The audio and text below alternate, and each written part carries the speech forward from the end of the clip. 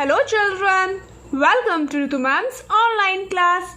बच्चों, आज हम अपनी कक्षा 5वीं की परिवेश अध्ययन की पाठ्य पुस्तक झरोखा के पाठ 2 खेलों की दुनिया का दूसरा भाग करेंगे। तो बच्चों, लास्ट क्लास में हमने पेज नंबर 9 पर यहाँ तक कर लिया था। प्रश्न उत्तर हमने कर लिए थे। आज है पेज नंबर 10 की बारी। तो चलो बच्चों, चलते हैं पेज नंबर 10 पर। तो बच्चों, हम आ गए हैं पेज नंबर 10 पर। देखो बेटा, यहाँ पर आत्म सुरक्षा के तरीके बताए गए हैं। लिखा है तरीके आत्म सुरक्षा के। आत्म सुरक्षा मतलब अपनी सुरक्षा। देखो, बिना किसी हथियार के आत्मरक्षा करना मार्शल आर्ट है। जूडो के अलावा कराटे, ताइक्वांडो और कुंग-फू भी मार्शल आर्ट्स के अंतर्गत आते हैं। कुंग-फू और ताइक्वांडो में आक्रमण पर अधिक बल दिया जाता है, जबकि जूडो में बचाव पर। देखो बेटा, कुंग-फू और ताइक्वांडो इनमें आक्रमण करने पर ज़्यादा जोर दिया जाता है, जबकि जूडो में दूसरा आक्रमण कर रहा है तो उससे बचाव पर बल दिया जाता है। ठीक है। और आत्मरक्षा की इन सभी कलाओं में शरीर के अलग अलग अंगों का प्रयोग किया जाता है, जैसे जूडो में हाथों का, कराटे में हाथ के पंजों का, ताइक्वांडो में पैरों का और कुंग-फू में उंगलियों का प्रयोग करते हैं। देखो बेटा, यहाँ पर तस्वीरें हैं मार्शल आर्ट्स की। ये देखो, यह है कराटे। कराटे में हाथों के पंजों का प्रयोग किया जाता है। और बच्चों देखो, पोशाक कैसी नजर आ रही है। सफेद रंग की पोशाक है और कमर पर बेल्ट भी है ना। यह कराटे की विशेष पोशाक है। और बच्चों, कराटे कला का एक रूप है जो कि शरीर, मन और आत्मा को संयुक्त करता है। सभी मार्शल आर्ट के खेल शिष्टाचार से प्रारंभ और समाप्त होते हैं। कराटे करते समय निपुणता प्राप्त करने के लिए हमें मन, शरीर और आत्मा तीनों को एक साथ सुदृढ़ बनाना होता है। ठीक है। अब देखो बच्चों, यह तस्वीर है ताइक्वांडो की। ताइक्वांडो में पैरों का इस्तेमाल किया जाता है आत्मरक्षा के लिए, और ताइक्वांडो में आक्रमण पर अधिक बल दिया जाता है, बचाव की बजाय। ठीक है। देखो, यहाँ पर आपको नजर आ रहा होगा कि पैर से कैसे आक्रमण किया जा रहा है। चलो, अब देखते हैं कुंग-फू। यह है कुंग-फू की तस्वीर। कुंग-फू में बच्चों, इसमें भी आक्रमण पर ही अधिक बल दिया जाता है। कुंग-फू में उंगलियों का प्रयोग किया जाता है। देखो, आपको नजर आ रहा होगा चित्र में कि उंगलियों का प्रयोग किया जा रहा है आक्रमण के लिए, है ना। चलो, अब हम चलते हैं भारत में जो सबसे पुराना मार्शल आर्ट है, हमारे भारत के मार्शल आर्ट की ओर। देखो बेटा, यह है केरल का कलारी-पायट्टू, भारत का सबसे पुराना मार्शल आर्ट। बच्चों, मैं आपको बताती हूँ कि इसका शाब्दिक अर्थ क्या है। देखो, इसमें जो कलारी है, कलारी का अर्थ है स्कूल, व्यायामशाला, प्रशिक्षण हॉल, जहाँ मार्शल आर्ट का अभ्यास सिखाया जाता है। यह कलारी शब्द मलयालम शब्द है। ठीक है। और कलारी-पायट्टू एक पौराणिक कथा है। बाबा परशुराम, जिन्होंने मंदिरों का निर्माण किया, के द्वारा मार्शल आर्ट के रूप में पेश किया गया था। और बच्चों, इस कला को निहत्थे लोगों ने अपनी आत्मरक्षा का एक साधन बनाया है और आज शारीरिक योग्यता हासिल करने के लिए इसका प्रयोग किया जाता है। इसके अलावा पारंपरिक रस्में और समारोहों में इस्तेमाल किया जाता है। चलो, इसके बाद हम चलते हैं महाराष्ट्र का मर्दानी खेल की ओर। यह देखो चित्र में, यह है महाराष्ट्र का मर्दानी खेल। मर्दानी खेल भारत के महाराष्ट्र प्रांत का परंपरागत मार्शल आर्ट है। यह मराठों द्वारा सृजित एक शस्त्रों वाली युद्ध कला है। इस परंपरागत कला का अभ्यास मुख्यतः कोल्हापुर में किया जाता है। और बच्चों, यह कला शस्त्रों विशेषकर तलवारों पर केंद्रित है। इसमें लाठी, काठी, तलवार, ढाल, दांड पट्टा आदि हथियारों का अभ्यास शामिल है। तो चलो बच्चों, अब बात करते हैं मणिपुर का थंगटा मार्शल आर्ट। बच्चों, जब मणिपुर में विदेशियों के आगमन के साथ साथ लोग एक स्वतंत्र राज्य की तरह अपना जीवन यापन कर रहे थे, तो उस समय में भारत और चीन के बीच इस मध्ययुगीन काल में कई छोटे छोटे युद्ध हुए। और उस काल के युद्धों में सैनिकों को भी पारंपरिक प्रकार के यानी हाथों से बने हुए अस्त्रों शस्त्रों का ही प्रयोग करना पड़ता था।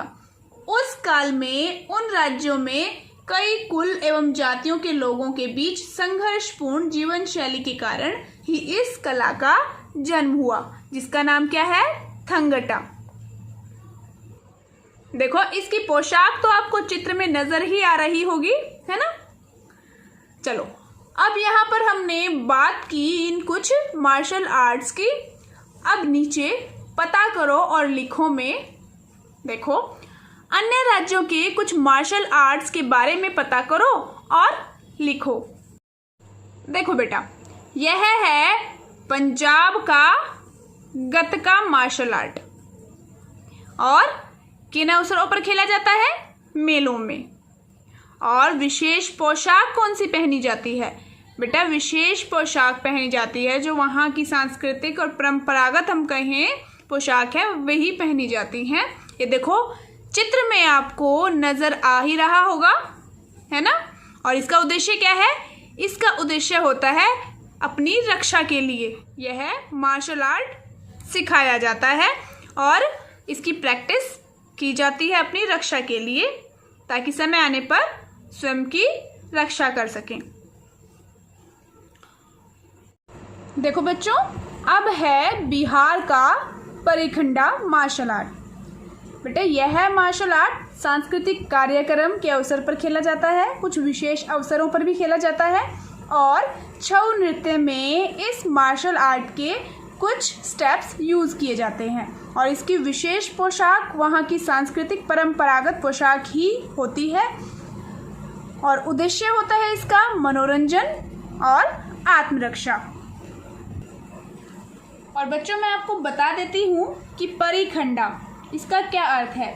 यहाँ पर परी ढाल का मतलब है, जबकि खंडा तलवार को दर्शाता है, इसलिए दोनों ढाल और तलवार इस कला में उपयोग किया जाता है।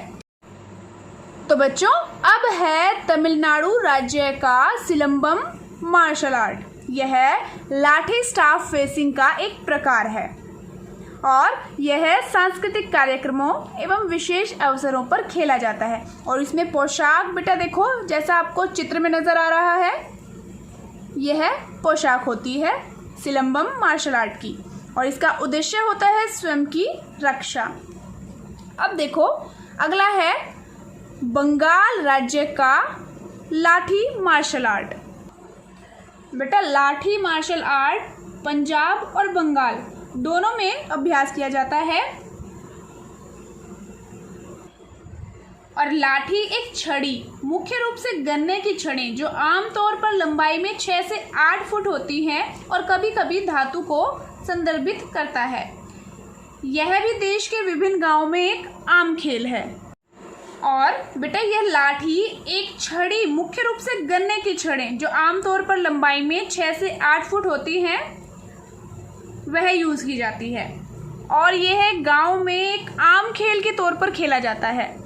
यह कुछ अवसर देखो, कौन कौन से अवसर, त्योहार, शादी, विशेष सांस्कृतिक कार्यक्रम आदि में खेला जाता है। और पोशाक इसमें वहाँ की परंपरागत जो सांस्कृतिक पोशाक है वही पहनी जाती है।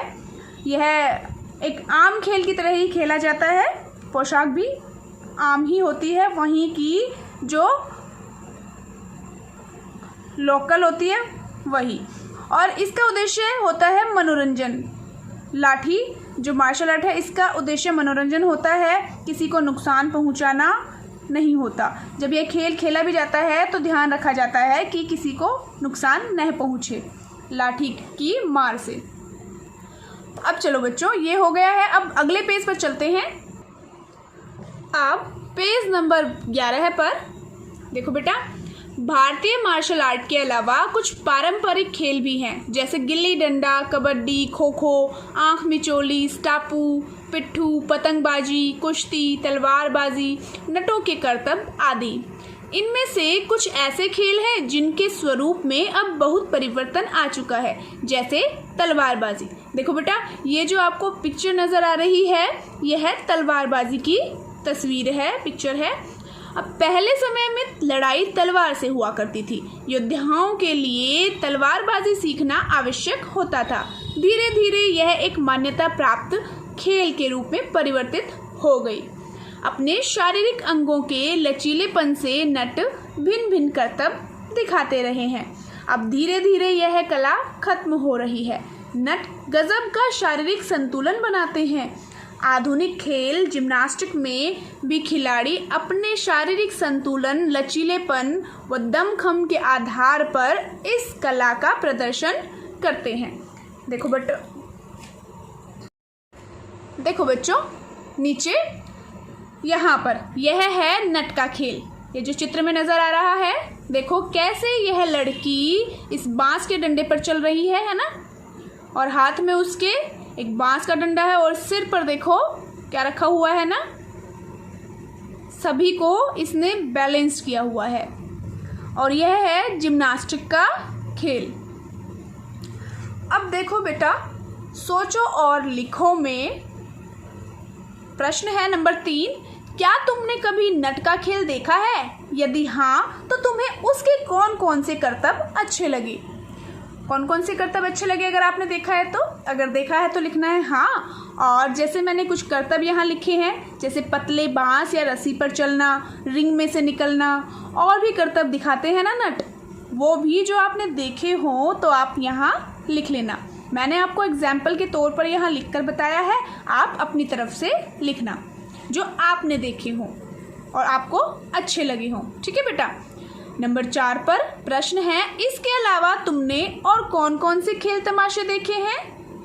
जो भी आपने खेल तमाशे देखे हों आप यहाँ लिख देना। जैसे मैंने लिखा है एग्जाम्पल के तौर पर मदारी का खेल, मदारी खेल दिखाने आता है ना, जिसमें मदारी बंदर बंदरिया का तमाशा दिखाता है, वो वाला। और सांप नेवले की लड़ाई का तमाशा भी दिखाते हैं, है ना, वो भी आपने देखा होगा। और बाकी जो आपने देखे होंगे खेल तमाशे, वो आपको यहाँ पर लिखने हैं। तो इसी के साथ बच्चों आज की क्लास खत्म हुई। आज के लिए इतना ही। इससे आगे का नेक्स्ट क्लास में करेंगे। और हाँ, अगर आपको बाकी सभी पार्ट्स देखने हैं और बाकी सब्जेक्ट्स की भी स्टडी करनी है तो आप मेरे channel educational vibes with Ritu Malik and educator पर जाकर देख सकते हैं। सभी वीडियोस आपको वहां मिल जाएंगी। और अब तक आपने मेरे चैनल को सब्सक्राइब नहीं किया है तो चैनल को सब्सक्राइब ज़रूर कर लें, और उसी के साइड में जो बेल आइकन है उसको ज़रूर प्रेस करें, ताकि मेरी आने वाली सभी वीडियोज़ की नोटिफिकेशंस आपको मिलती रहे। तो फिर मिलते हैं नेक्स्ट वीडियो में। तब तक के लिए बाय बच्चों।